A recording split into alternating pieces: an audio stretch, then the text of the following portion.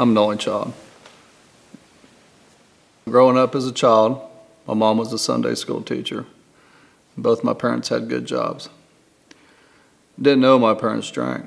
So early in life, when I was about 8 or 9, that's when I started seeing things. So they hid it quite well away from me. So at the age of 8, I'm still on my mom's cigarettes. At the age of 12, I'm a full-blown alcoholic because when my parents left, I'd get in the liquor cabinet. And then so when I'm 16, I go to a cake party, and I leave the cake party, and I get ran over. And I go through the windshield of a car, and I have a blood clot in the back of my head for 6 months. And then I get out of the hospital, I continue to use, and I continue to drink.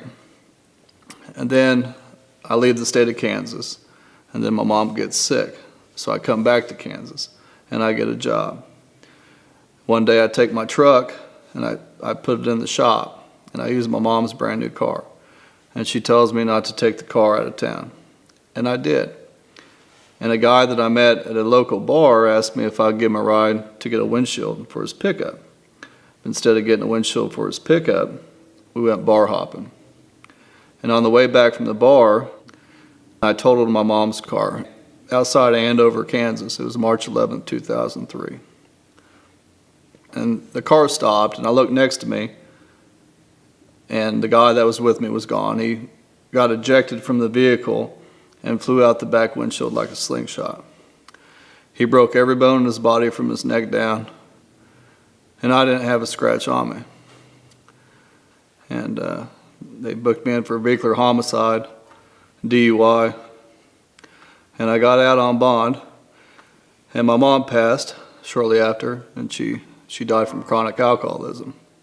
And then shortly after that, they sent me to prison for involuntary manslaughter, DUI. I did my time, and when I got out, the drugs took a real toll on me because I was grieving over my mom's death, and I took it real hard.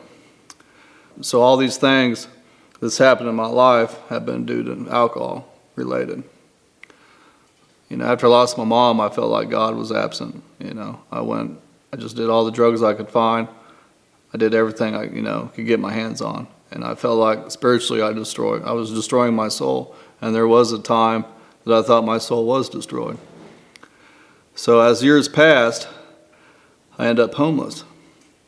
And I lived under a train bridge for a long time.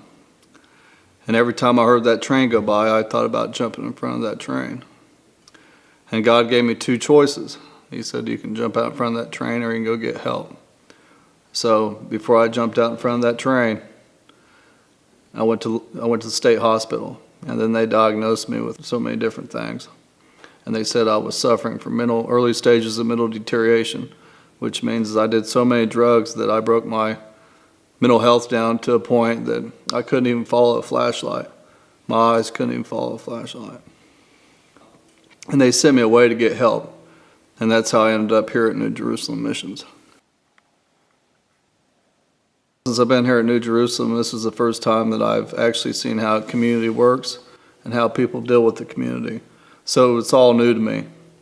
So I went from a life of the streets to a life of working with the community and other people, and I realized I've been doing it by myself my whole life.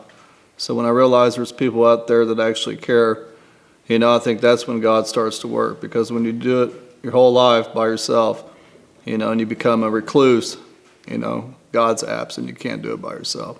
So by me here, working for the director here at New Jerusalem, I realized, hey, there is people out there who care. And I think if you took them people away from the world wouldn't be the same.